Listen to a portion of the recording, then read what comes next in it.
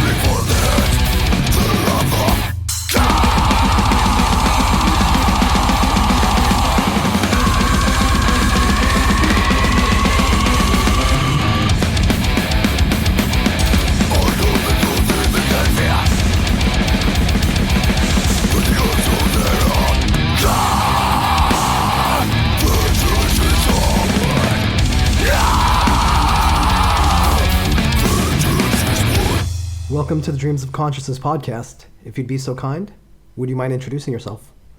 So here's Julien. I'm actually the singer of the band Gorod. So we are originally from the southwest of France, and this year, so pretty soon, we are releasing our seventh album because our band exists for almost more than 25 years now, and we are about to take off to the United States because our next tour will be in the USA. It starts the 15th of March, and so see you there soon, probably in person. A lot of stuff happening for Gorod this year. Yeah. As you mentioned, you have a new album coming out soon and a tour to go along with that shortly after. Yeah. Before we get there, though, would you mind telling me, how would you describe the music of Gorod? I would just say death metal or technical death metal. This is simple as that because it has always been. I mean, the basic of the band, when it started, it was influenced by, let's say, more or less.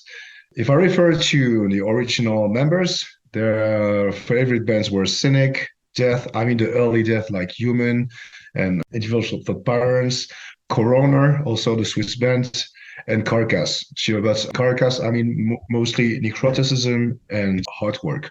So this is actually Gorod is more or less based on that. So this it's not obviously extremely modern technical death metal, how would say, but yeah, this is our roots in the end, and I think that's this still exists in our music nowadays, even if it can sound like more or less more modern tech death right now.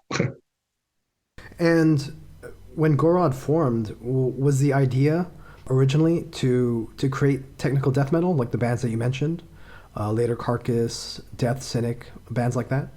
Yeah, yeah, absolutely. That was the influence of it because this is, let's say, a high school band. So yeah, right after high school. So there are only two original members who are still playing in the band right now.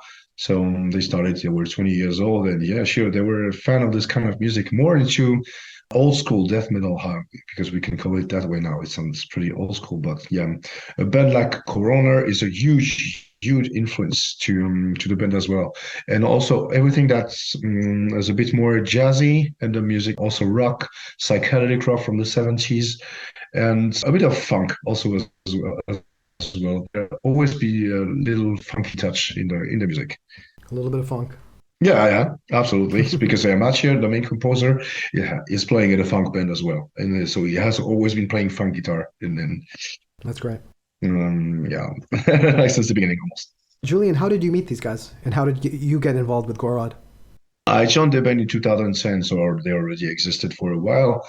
And the band is originally from Bordeaux, and I'm living in Toulouse, which is 250 kilometers away. So yeah, 2 hours and a half away from each other. And the thing is that I was playing in also several bands back in the time. And that was in the year 2002 and 2003. The previous name actually was not Gorod. This is not the original name. The first name was Gorgasm. And I met this guy back in that time. And time to time, they were playing in my city, so in Toulouse. And I saw them a couple of times playing in Bordeaux. Then we started to be friends actually the day when with one of my bands, we were heading to their recording studio because the guitar player and the bass player, so the two forming original members who are still in the band, were owning a studio back in that time, recording studio. So we've been recording there, and then we became friends. So we first started to be friends from music, but afterwards, yeah, let's say into 2009 and 10. The previous singer, so he was the original member as well. He didn't have time to keep touring that much because he had a proper job. So he started to be really with his day job, his regular job, as the rest of the band were not having a really passionate job in their other life. So because of touring, then you're running out of 3 days, and sure you cannot go on holiday because in the end when you go on tour, it means that you need to quit your job or something like this. So this is in this context that the singer couldn't actually manage to keep touring. Then he asked me, because we were already close friends, if I could like replace him and make a fill-in for a couple of tours. And then, when I just made the first tour in 2010, and then they said, so do you want to stay in the band? And I said, yes. So this is how it happened. So you joined after Process of a New Decline was released. Yeah. But joined for the tour. Yeah, it was for a tour, and at this time there were a recording session of Transcendence, which is an EP between Process of a New Decline and the following album, which would be the Perfect Absolution, the first one I'm gonna record. They were already working on it, and also on this song Transcendence, which is actually 15 minutes long. So this is a huge journey, I would say. They were missing some kind of different vocals because the previous vocalist were a real beast. I mean, a real 100% death metal singer. And I'm actually not based on that. I like singing death metal, but I don't come from that scene strictly previously. I'm also like black metal singer, hardcore, and many other things. And also I'm really into clean vocals most of the times, and they were asking me some clean vocals. So this is how I was introduced to the band, adding some extra vocals on this song. And then for this EP, there was a tour that was scheduled in 2010 with Cattle Decapitation. And Cattle Decapitation were releasing Human Harvest, if I'm not wrong. Yeah, that's for this album. And also another band from Australia, which was Beyond Terror, Beyond Grace. And we were touring together. It was only like a 2 weeks tour in South Europe. And this was actually my first tour. And then I stood with them. So your first recording session was on the Transcendence EP, doing clean vocals on the title track. Yeah, absolutely. So yeah, the first clean vocals and also a bit of yelled vocals. So not the growls, because the growls were actually the previous singer was such a specialist, so he kept that part. But they charged me to add the extras of different sounding vocals, and that was a way to start a sort of a little transition between the Guillaume and I am, which gonna add like a different touch and different feel in the way of putting vocals in the music. I'm curious, with the different types of vocals that you do, the clean vocals and the screen vocals and the more black metal type vocals, where do you decide which parts to use, which kind of vocal? That's extremely hard because when we started to make the first pre-production, so it was two songs that are actually perfect absolution. There is one which is Elements and Spirits, so the title didn't exist at that time, and the other one is Sailing into the Earth. And so actually the first trials, because we still have it, we still have this first version with drum track, with a drum machine and two guitars and my vocals on it. And there were no growl at all because the purpose was to try to get rid of the growled vocals or the typical death metal vocals. And when the others started listening to it, they said, oh no, this is such a big change. So I guess that the people won't understand that we need a softer transition. So I made a lot of modification on that and kept back to growl because I know how to growl as well. This is not my favorite vocal to perform, but I'm fine with it. That's also funny time to time. But this is not the way I express myself the most. I prefer when it's when it's cleaner because I can pronounce the words better. And because for me, I don't like when you don't hear the sound of the words because when it's just like, like pig squeals or stuff like that, and you cannot understand anything. For me, that's a bit less expressive. That's less there. So this is not really my thing. For me, this is more like this is just fun to do, but not really accomplishing as an artist. But we made a balance. Yeah, we made a choice like, okay, there will be a little change, but not too much. And so this is something that was discussed with all the bands because, we're making first pre-production and then the other have to listen to it and say, I like this part, but not this. Okay, can you change it? So I had to adapt a lot at the beginning. Gotcha. This is how it was working. Which kind of vocal is the hardest for you to do?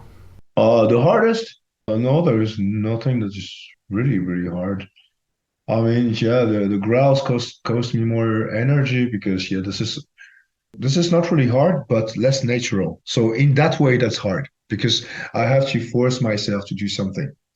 This is not something like really spontaneous for me. And I like to do it, but just time to time. But so in the end, that's a bit more, probably also a slightly more exhausting. Also, it depends because when we are on tour, in the end, there are some yelled part that starts to be really hard to do, hard to perform.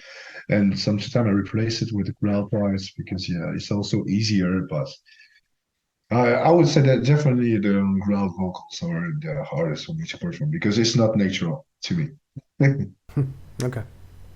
Does Benoit, the bassist, and Matthew, the guitarist, handle most of the songwriting? No, this is Matthew. Matthew is the mastermind. He's writing the whole song. So the music of Gorod all come from his crazy mind. So, when he starts working on a song, this is always the same process. And, he's like the kind of nerdy guy who is like spending his time in his studio with his guitar and then if usually he starts composing like this, so there is he puts up a drum track or via with easy drummer or superior drummer lately, because and so I'm trying to find some riffs on it. And afterwards, then he sends us a song, and on this song, there's always the drum track is fully composed and two guitars. So because he's really into harmonized stuff, so this is why you can hear that's much like the typical sound of Mathieu or of Gorod in the end.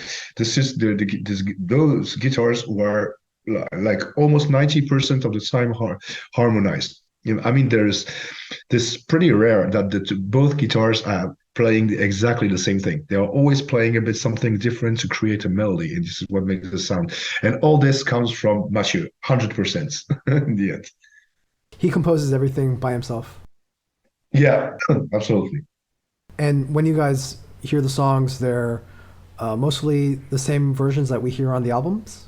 In the end, yeah, they're when we listen to the working tracks, they don't sound that much different from the original. Sure, there's a bit of evolution because yeah, the drum track is just like it's a fake drum, so the drummer is changing all the fills and everything.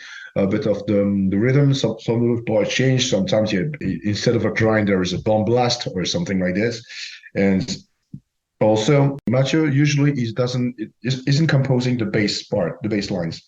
This is Barbie who makes it. So in the end, when we get the songs, there is no bass. So sure, when there is the bass that is added, it adds a lot of things.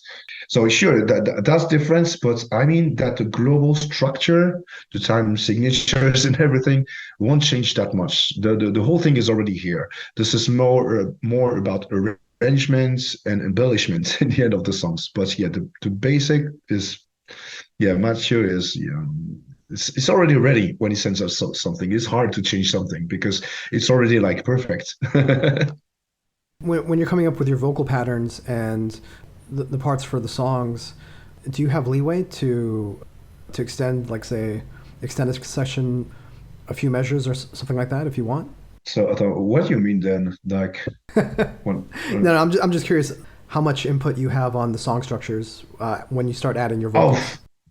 On the song structures, almost nothing. This is what I was not sure of it, but yeah. In the end, because the structure is super hard to move because it's already great like this.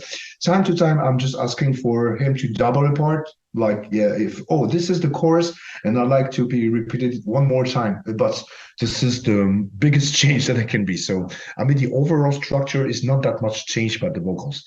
But yeah, it happens. Yeah, that some of the version were shorter, and now they're a bit longer with the vocals because. I mean, yeah, the biggest change are repeated parts, but nothing more, like or a break or something like this. Because yeah, I was like, this field doesn't fit to this, so I would like to have this vocal line alone, like with blank or something like this. So it's changing a bit the feel, but not more. So, but also the thing is that now, I mean, now since after Perfect Absolution, I'm 100% free to do what I want on the vocal. So I'm free to go, but there is a frame. So that's the music, which is already composed that way, and I cannot change it that much. But yeah, I'm free of my choices also. So sure, sometimes it's changing the color, it's changing the vibe in following the different kind of vocals I'm using on it. But yeah, the structure doesn't move, but yeah, in the end, the color moves a lot.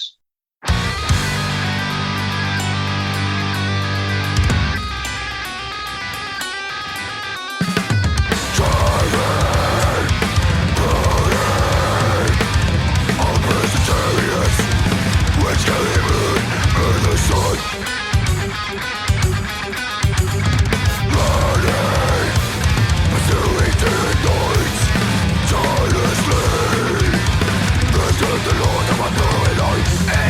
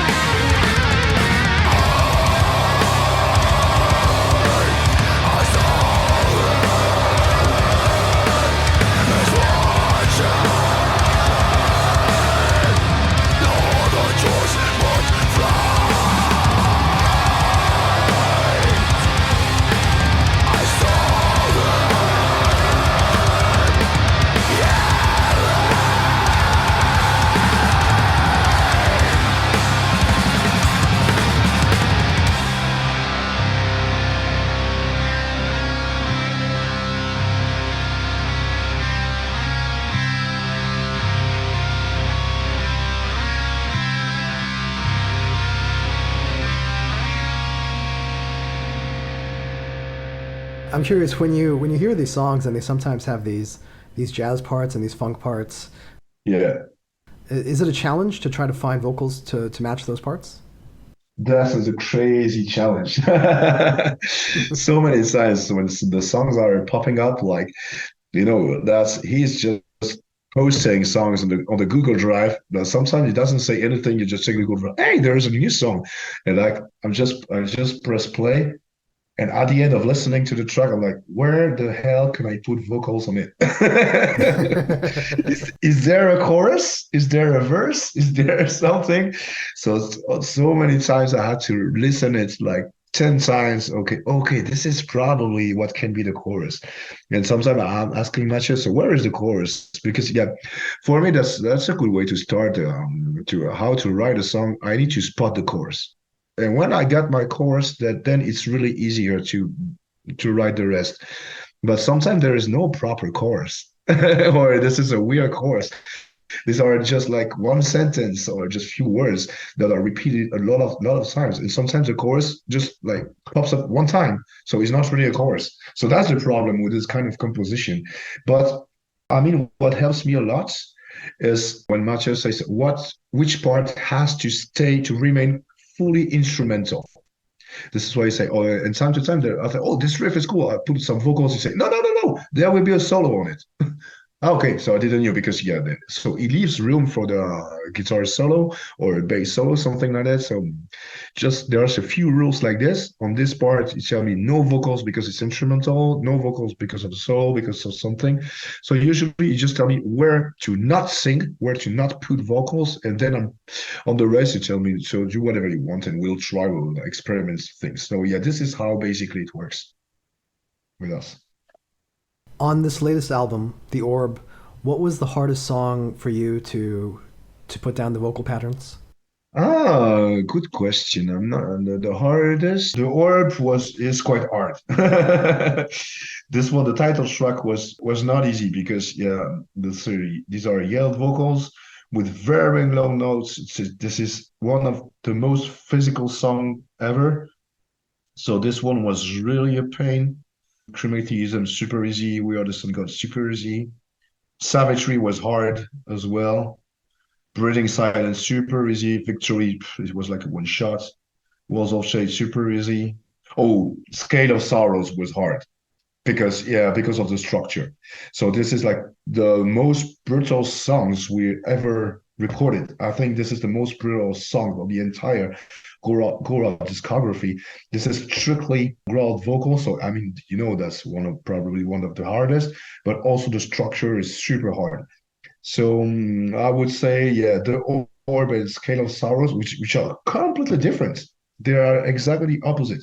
But this was actually, in the end, the most complicated. And all the songs that are more average and mixing.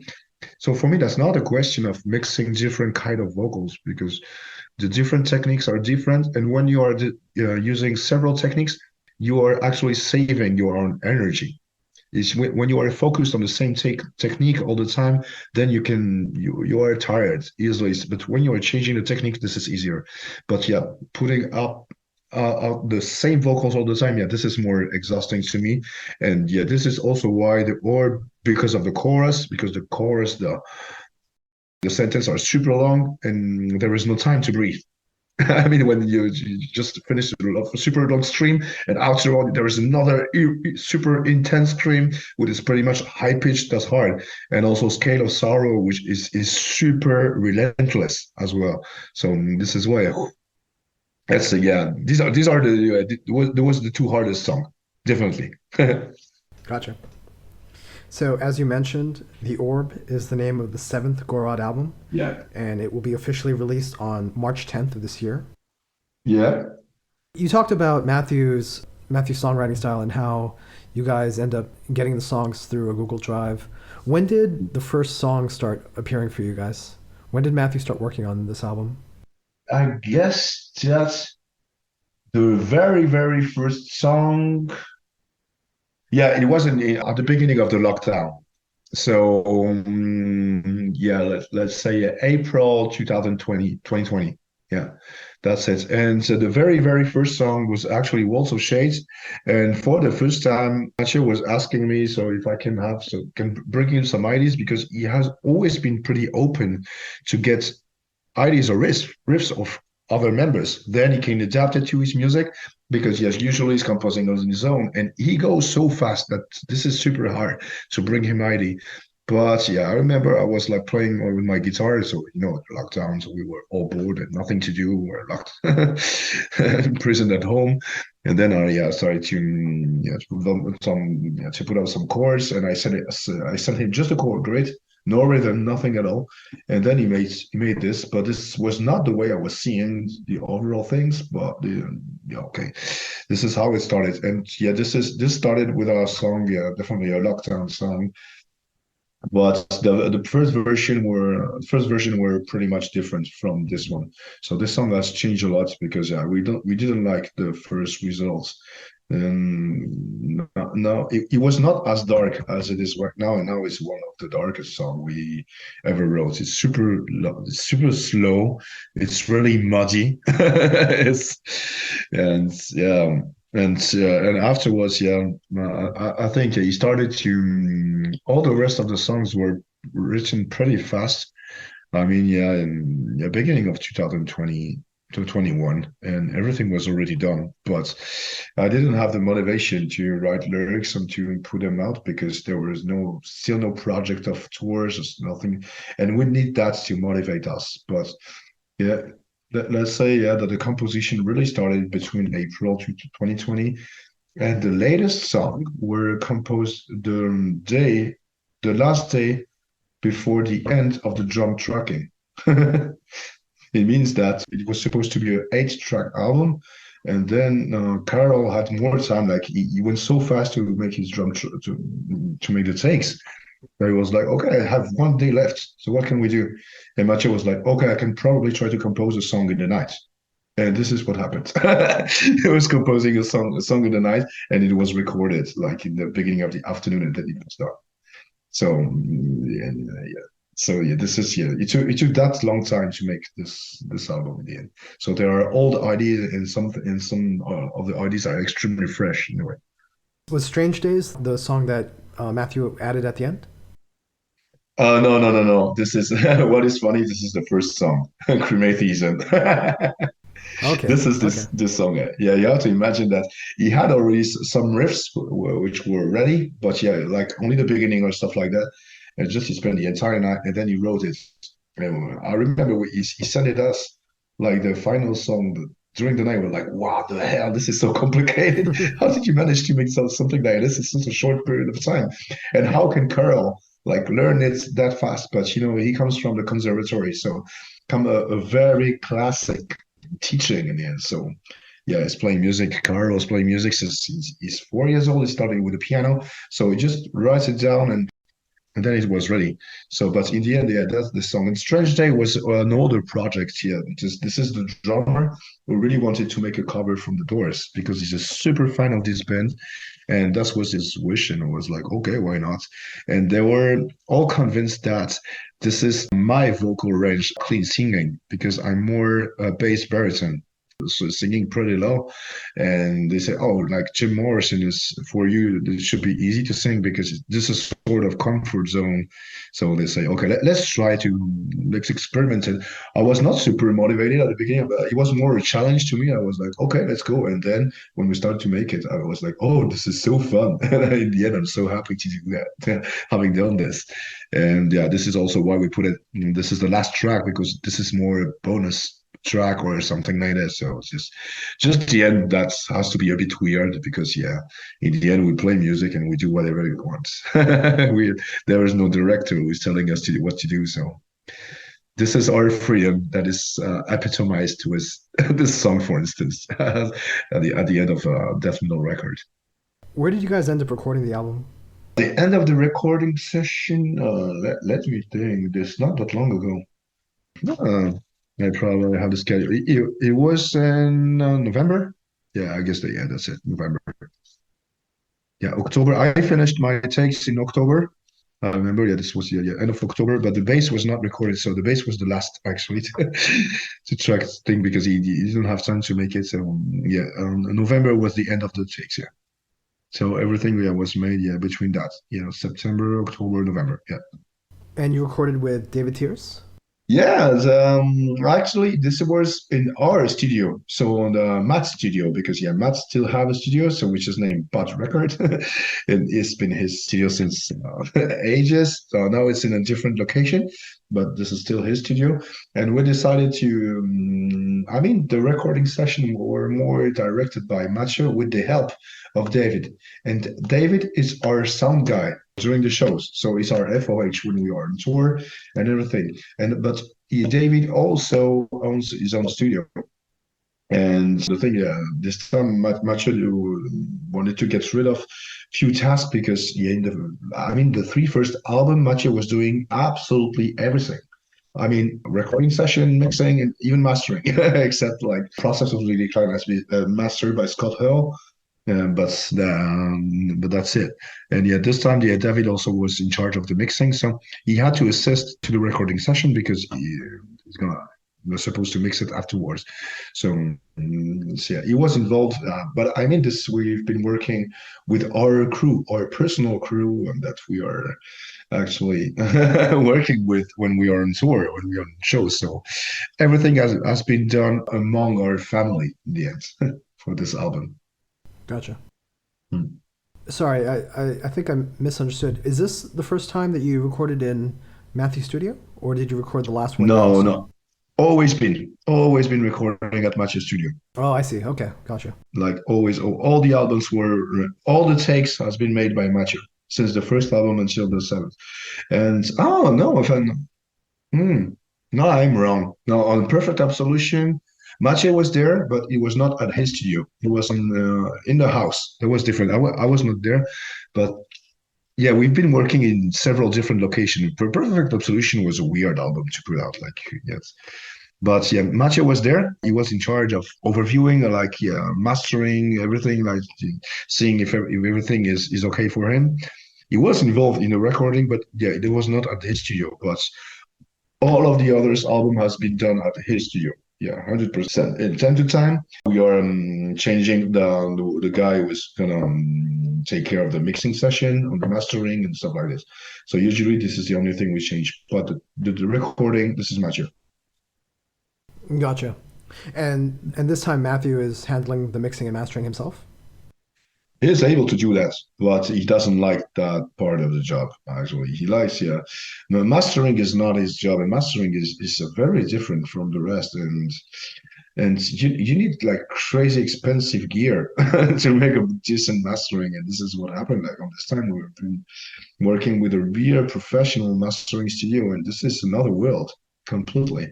And they're working with weird machines, and we're not used to see that. This is not just like a software, with plugs in and plugins or so easy stuff like this. This is much more complicated. So I think this is very important to give it to the hand to a third person for the mastering, and also for the mixing. Mixing, sure, time to time is good.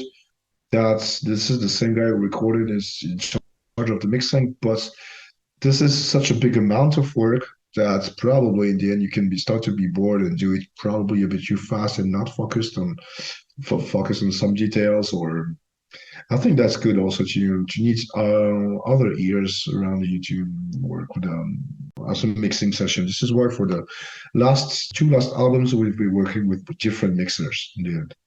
Who ended up mixing and mastering this one? Mixing, this is David, so some guy following us on tour. And the mastering, this is a Globe audio recording. So this is a huge studio. That's only records from pop music, extremely famous artists, but I mean mostly French artists. So if I say a Mylène Farmer, probably you don't know it, but this kind of artist or French singer, I mean for pop music, world music or stuff like this. So studio that is really not dedicated to metal, but he knows how to make a real mastering that sounds good on any kind of PA. And in the end, that's how a mastering has to be. in my opinion. Were you worried at all about choosing a company, Globe Audio, that doesn't have as much experience with metal, specifically death metal? Well, personally, I was not that much worried because this is only a history of frequencies, and the frequencies has to be greatly balanced. So probably if it would have been another studio, it would have been a bit more aggressive. I mean, in the highs and stuff. And this one is pretty soft. This is pretty clean, and this is what I like. I mean, this is smoother, and like Matthew and Barbie, Ben, our bass player, hates great aggressive mastering. So I think that's a good thing for also to satisfy everyone because yeah, usually when you give it to mastering to other metal specialized studio, this is with this really aggressive highs.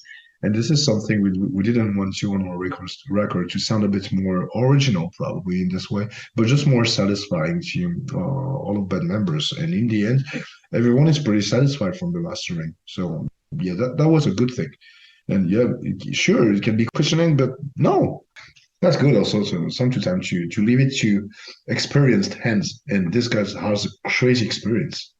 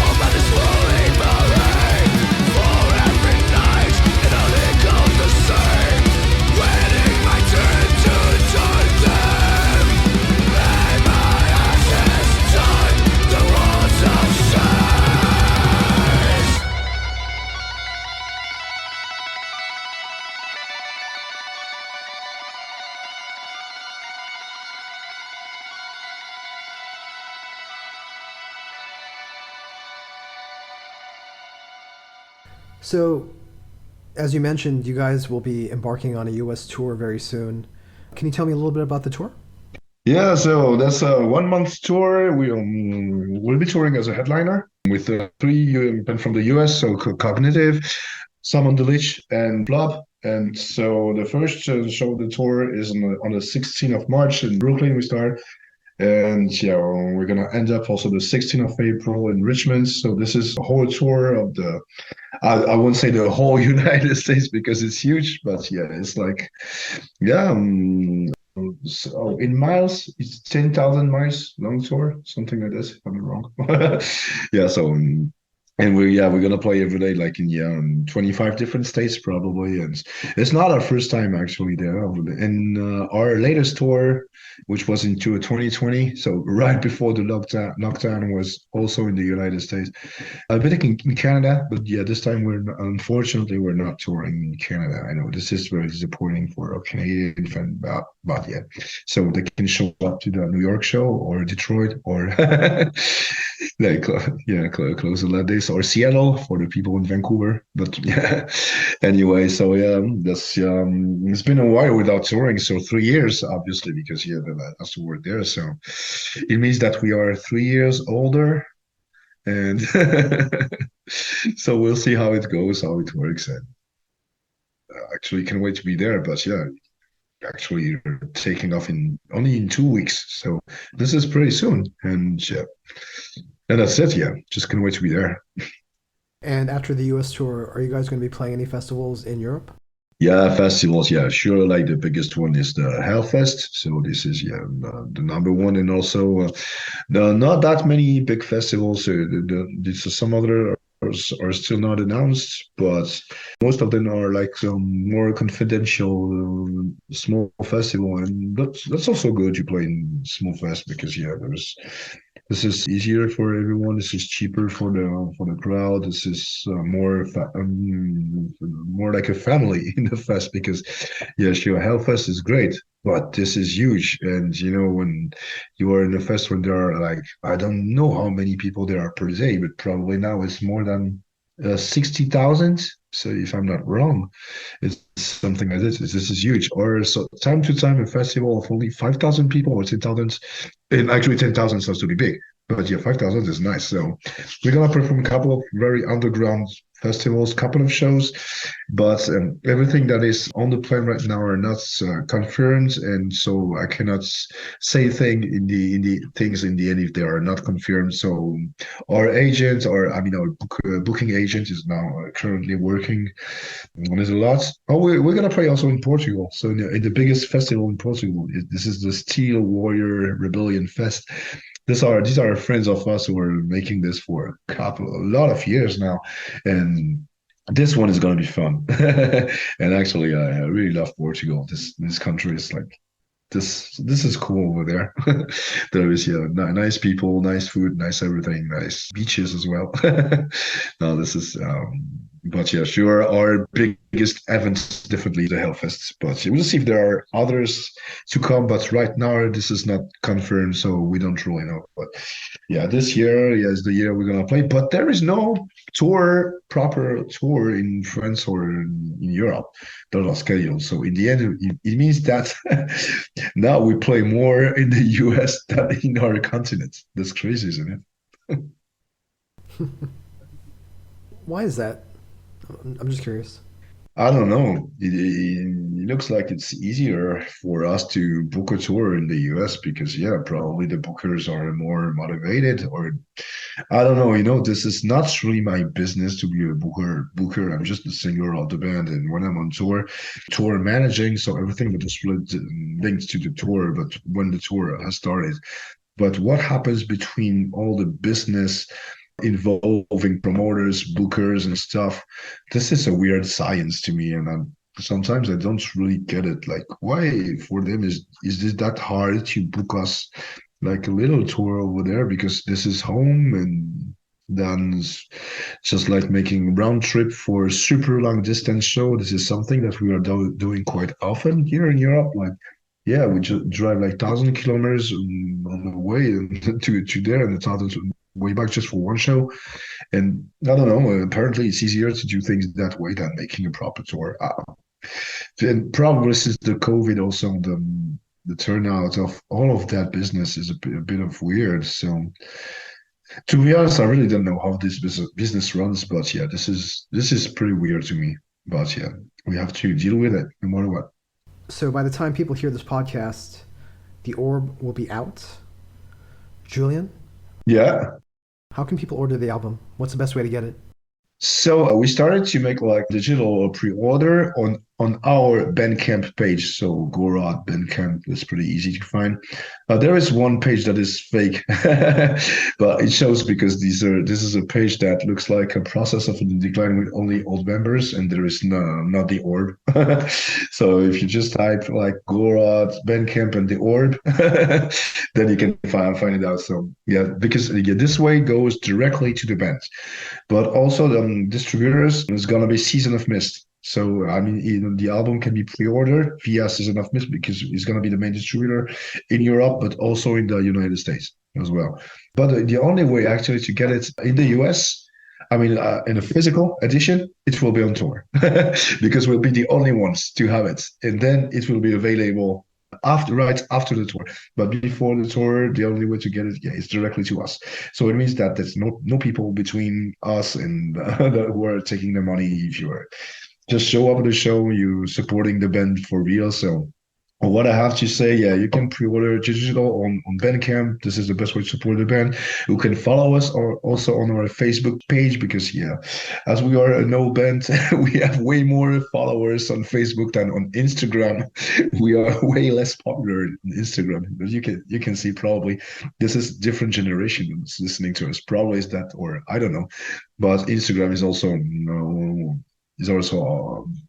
page we are using, or social networks we are using. So yeah, this is a way to keep in touch directly with the band because we are posting everything ourselves. So if you want to have a connection with the band members directly, this is the best way. So our Bandcamp or Facebook page and Instagram, we are there. We are answering. This is more actually one of my guitar player who is in charge of it. So Nico, so the other guy, the youngest, sure, the youngest with the social networks, not the oldest. But yeah, so yeah, in the end, these are all the ways to get the album. And people will be able to find the tour dates on the Instagram and Facebook pages, right? Yeah, absolutely. Yeah, this is everywhere. We posted it on our pages and all the pages, also all the other bands who are touring, and TKO Booking who made the tour. So yeah, this is the way to find it. So just if you type Gorod the Orb Tour US, this is pretty easy to find. The poster is pretty much everywhere now. So this is the way to look after the dates, and there are like 28 or 29 still. Hopefully they will go to not every cities, but yeah, most of the cities would be accessible to the majority of people. But yeah, this is huge, and this is hard to be everywhere when you are in such a big country. But yeah, we try to make it. Do you want to tell people about the physical releases? Did you guys print CDs or vinyl or anything like that? Vinyl gonna be printed in Europe. I know I was not in charge of it. This is our agent who made it directly, so our safe label. But the problem with the vinyl is that now that delays are crazy. Like you need to wait, I don't know, 6, 7 months to have it when it's already ordered because yeah, there are so few factories, there are so few disc makers who are still making vinyls. So yeah, the problem they are all completely packed, they are overscheduled. So they're gonna be vinyls, but you have to be patient for that. But CDs is gonna be way easier. So in Europe, that's not a problem because yeah, that will be the season of mist distribution. But for the United States, the first thing is gonna be only via the bands. So on show. So you have to see us on stage at our merch booth directly. But afterwards, we're gonna leave all the if we sell everything, we're gonna make a sword, and we're gonna make other discs like yeah, no, another 5,000 or another, if not 500 or thousands, but then it's gonna be distributed by Season of Mist. So with Season of Mist USA, I guess it's gonna be easy to find it. I guess so. Great. Is there anything else you want to say? Off, nothing really special. So if you're listening to it, even if you don't really like tech death or stuff like this, and if we are playing near your city, just come over, come hang out, come chat because we just like to meet people and have a good time with it. And even if it's not your music, we really love to share it because yeah, music is art and it can be everything. And that's always a pleasure to chat with different people or to exchange point of view and have fun and have a drink together and make a new world or a better world as much as we can. So come over and see you. Formidable. Merci beaucoup, Julien. Avec plaisir.